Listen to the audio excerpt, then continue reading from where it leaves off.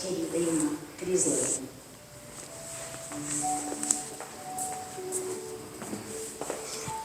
Obrigada.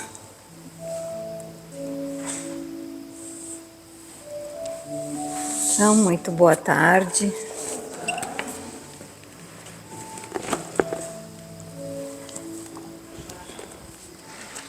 Bom, o nosso tema de hoje, tá ligado aqui? Baixa um pouquinho. Acho que tem que ligar aí.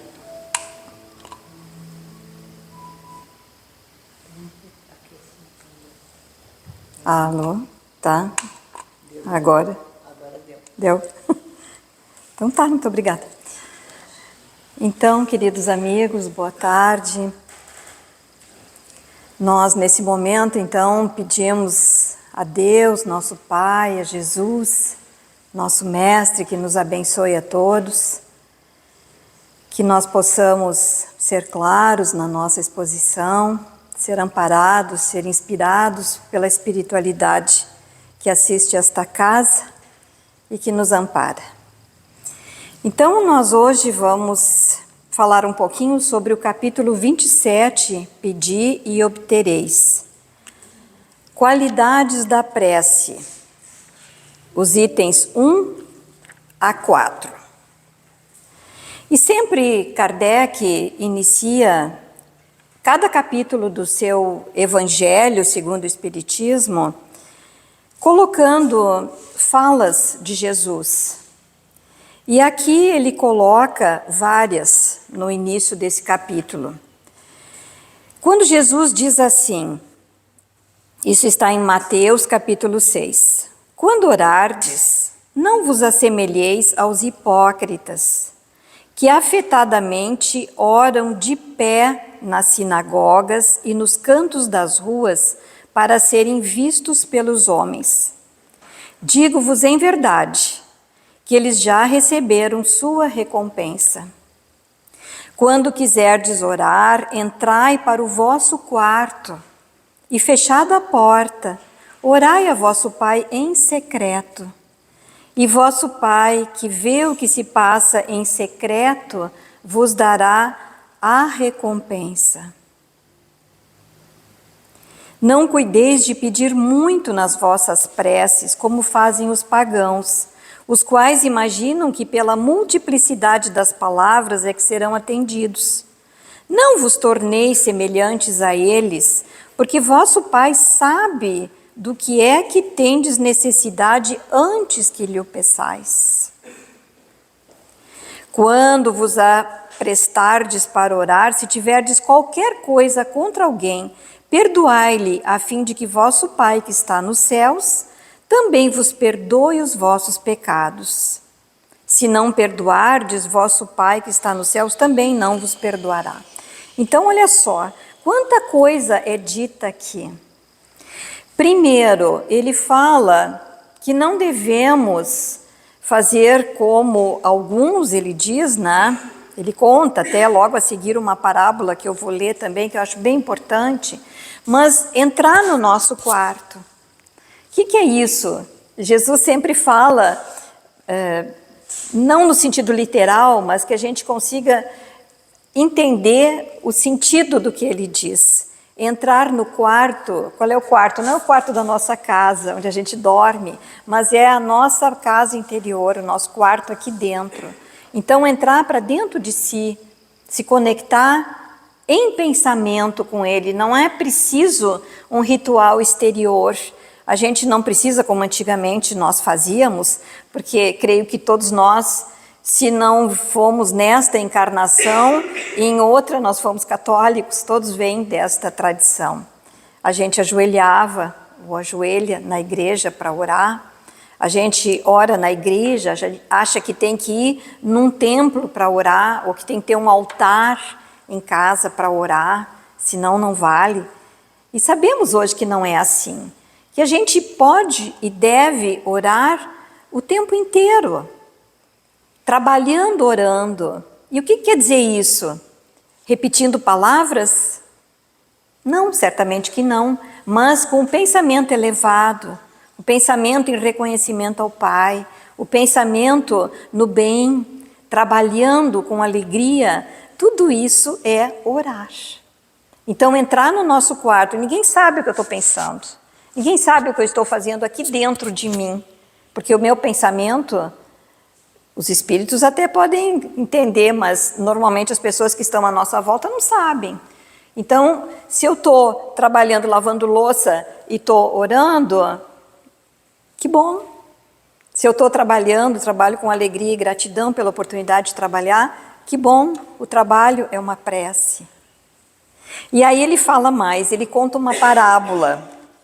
Jesus gostava muito de parábolas, ele contava muitas histórias, porque através das histórias ele nos ensinava, trazendo ensinamentos tirados do cotidiano da vida daquela época. E aqui ele conta essa parábola dizendo o seguinte, que 2 homens subiram ao templo para orar.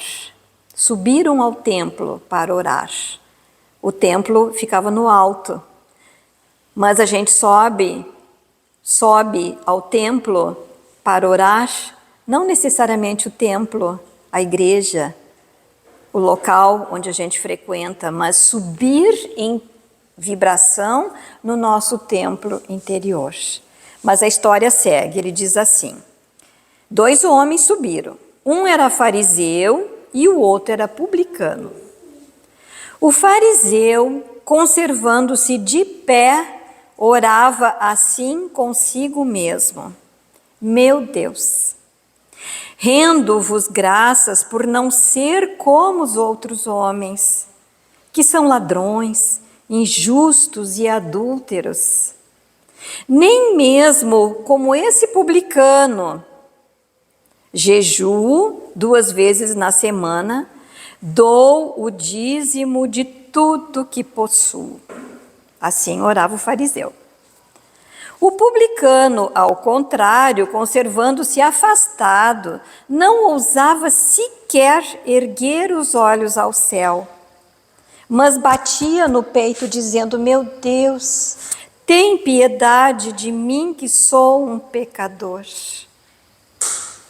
Declaro-vos que este, o publicano, voltou para sua casa justificado, e o outro não.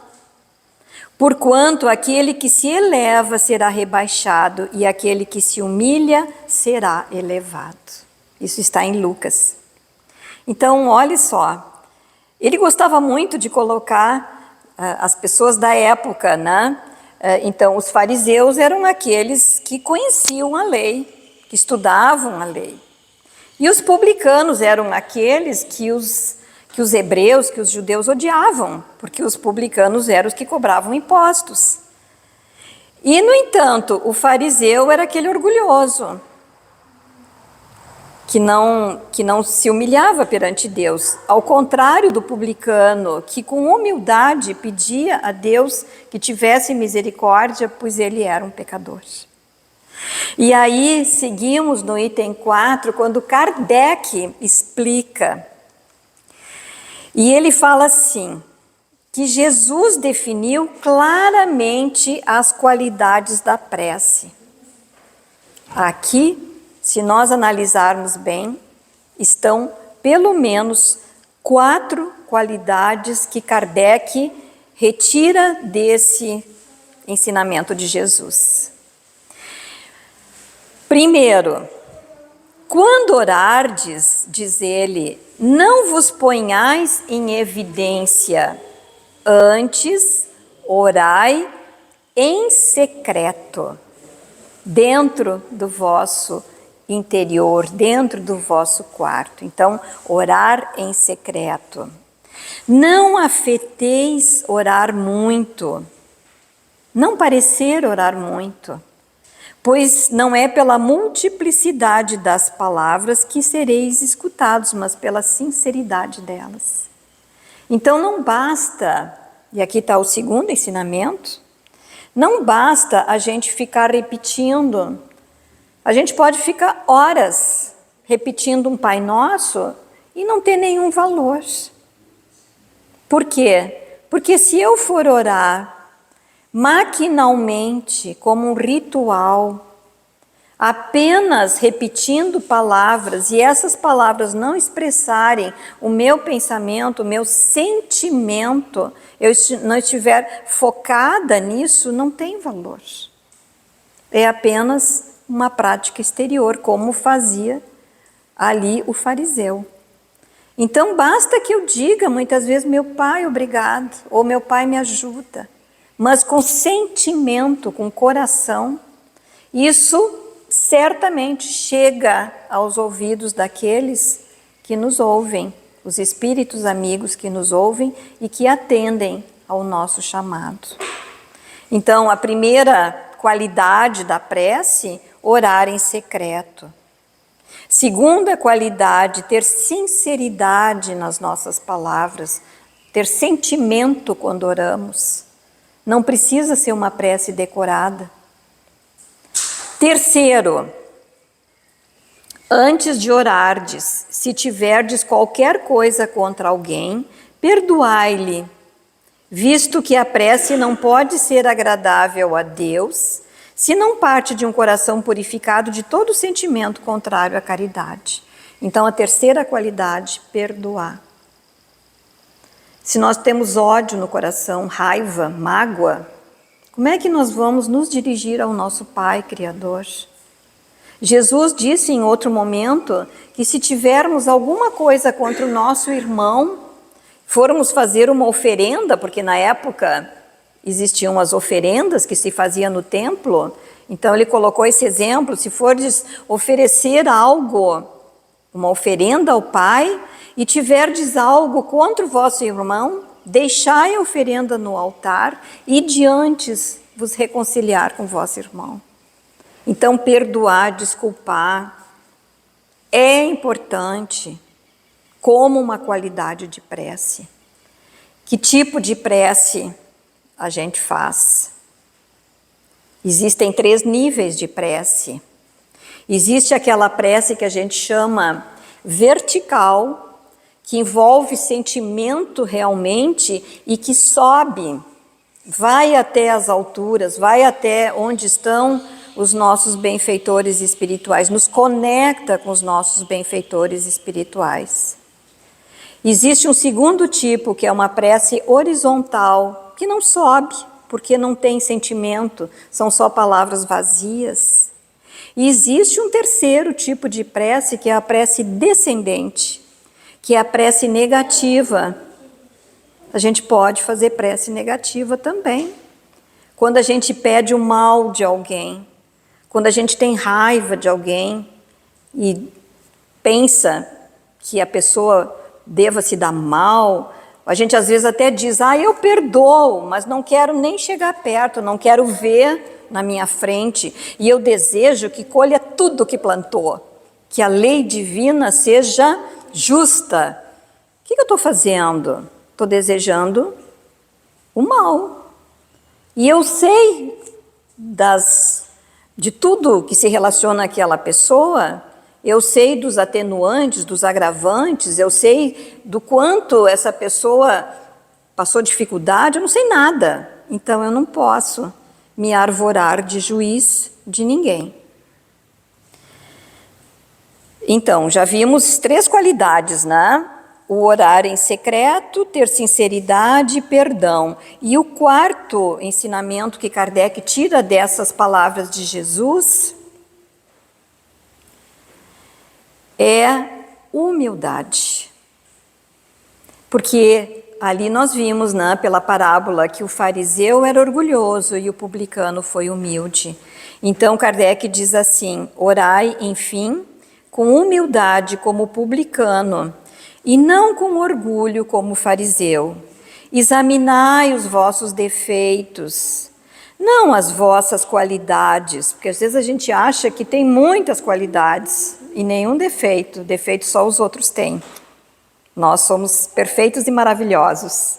Então, olhar aquilo que nós precisamos corrigir e não nos vangloriar de nada, porque isso é orgulho.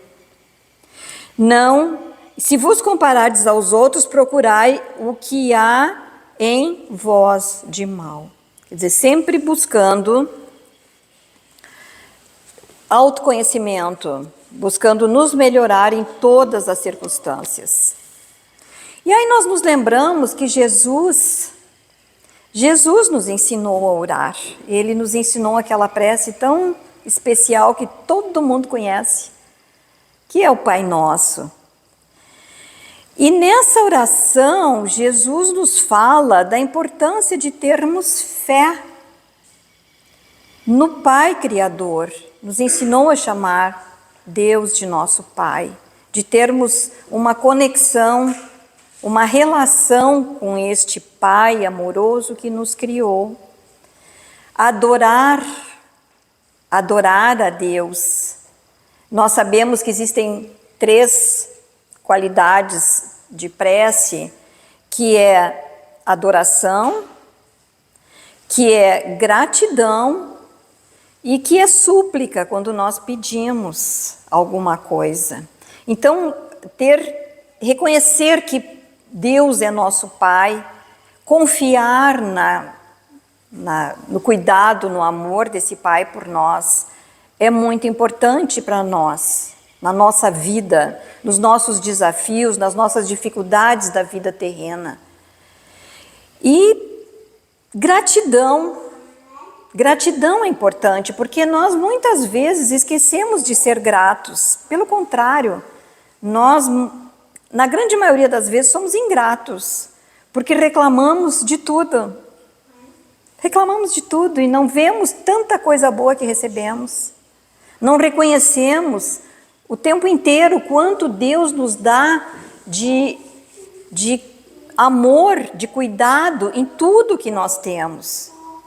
Acordar de manhã no corpo físico, ter um lar, ter uma família, ter um corpo físico, por mais dificuldades que tenha esse nosso corpo físico, é o veículo de evolução que nós recebemos de Deus e que é valioso, que é sagrado e precisamos cuidar, reconhecer e amar. Ter o alimento, ter a condição de trabalho, ter a inteligência, a oportunidade de ler tantos recursos que hoje a espiritualidade nos oferece, com internet, com possibilidade de conhecimento, de saber tantas coisas. E são tantas as bênçãos que recebemos que é impossível enumerar todas. Então, gratidão a Deus é muito, muito importante. Reconhecer tudo que Ele nos dá e amar tudo que temos, sem apego.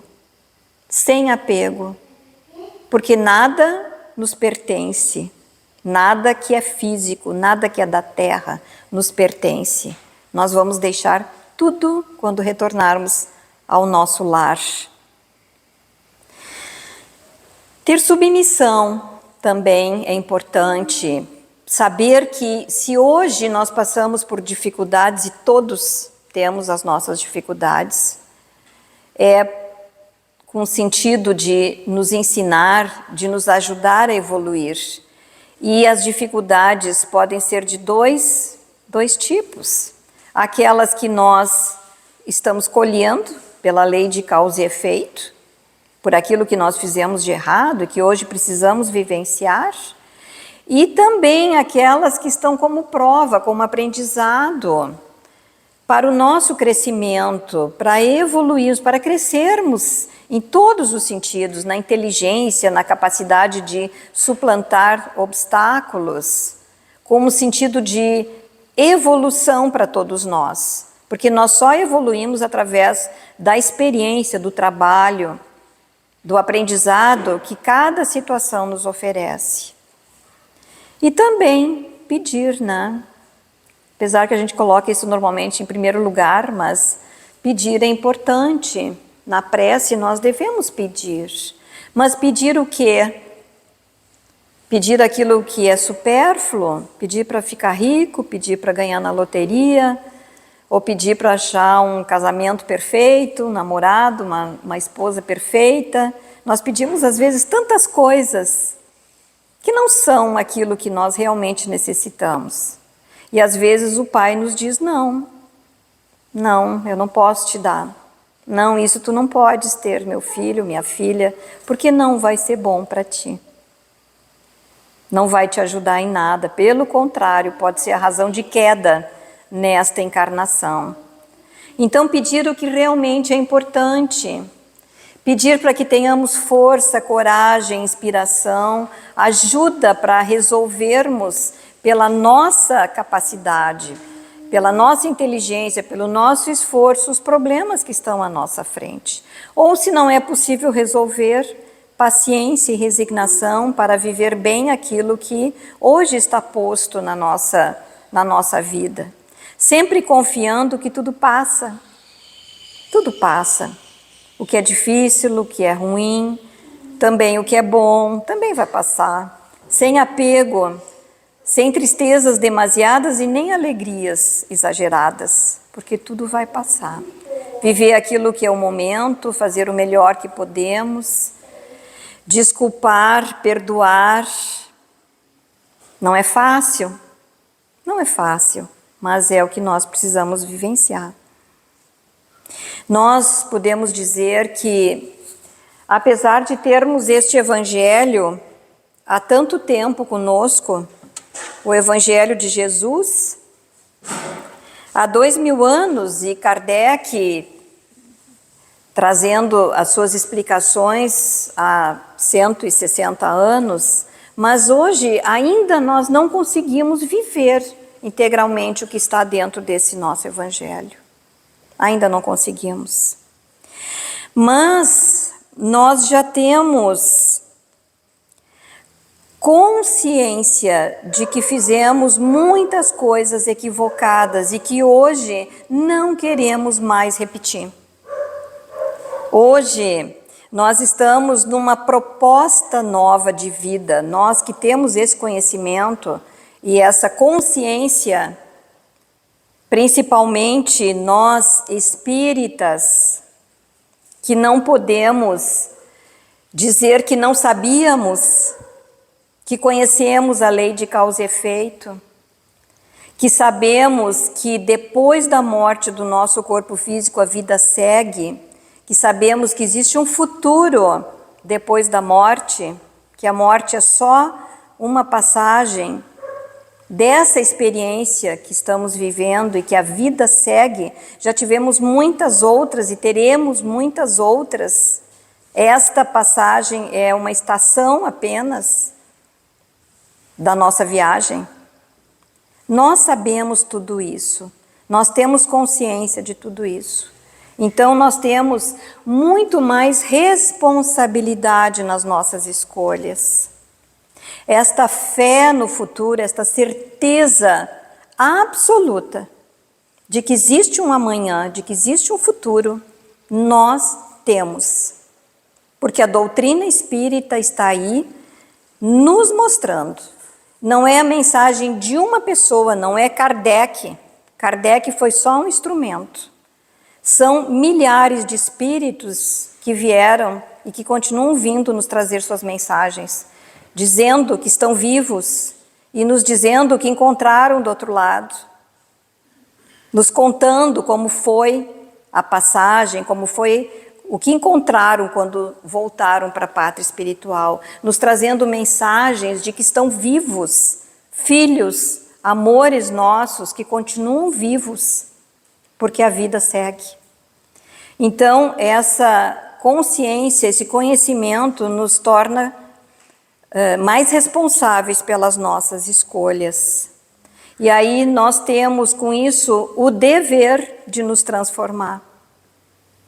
Quando a gente diz assim, todo mundo faz isso, por que eu não posso fazer? Mas todo mundo não é nós, né? Nós não podemos ter como exemplo aqueles que fazem errado. Hoje, especialmente, com essa turbulência toda que vivemos, se a gente liga a TV e vê os noticiários, a gente fica às vezes meio revoltado, com algumas coisas que a gente vê e pensa, mas como assim? Então eu também vou fazer. Mas não, nós não devemos fazer. Nós espíritas, especialmente nós espíritas e as instituições espíritas onde nós estamos aqui, esta é uma instituição espírita séria, que trabalha para divulgar a doutrina espírita, para conscientizar as pessoas que vêm aqui, os seus trabalhadores, todos buscam essa conscientização, esse conhecimento para saber como dirigir a sua vida. Então nós, como espíritas que somos, temos o dever de fazer as coisas corretas. Temos o dever de procurar nos corrigir naquilo que temos de equivocado ainda, muito a fazer. Mas precisamos seguir este caminho com responsabilidade, com confiança, com fé, com coragem, fazendo o que é certo. Porque nós sabemos que quando retornarmos à pátria espiritual, vamos colher aquilo que plantamos. E se hoje nós temos esse conhecimento, nos cabe colocar em prática, não apenas discursar, não apenas ler o Evangelho, é tão bonito que está aqui, tão bonito, né? Tão lindo, às vezes a gente lê e se emociona, que lindo, mas aí sai dali, passou aquele momento e a gente continua fazendo tudo errado. Não, a gente tem que viver isso na nossa vida, nas nossas relações, na nossa família, na nossa sociedade, no nosso trabalho, com os nossos vizinhos, no trânsito, nas filas, viver o Evangelho. E se conectar sempre através da prece com o nosso Pai Criador, sabendo que estamos sempre amparados, nunca estamos sozinhos. Paulo de Tarso tem uma frase que eu acho muito bonita, que ele diz assim: eu tudo posso, porque eu posso fazer qualquer coisa, posso escolher fazer qualquer coisa, tudo eu posso. Deus me dá o livre-arbítrio para fazer minhas escolhas, mas nem tudo me convém. Então, que nós possamos fazer aquilo que nos convém, como espíritos imortais que somos e como filhos de Deus, herdeiros de Deus. Muito obrigada, meus amigos, e uma boa tarde a todos.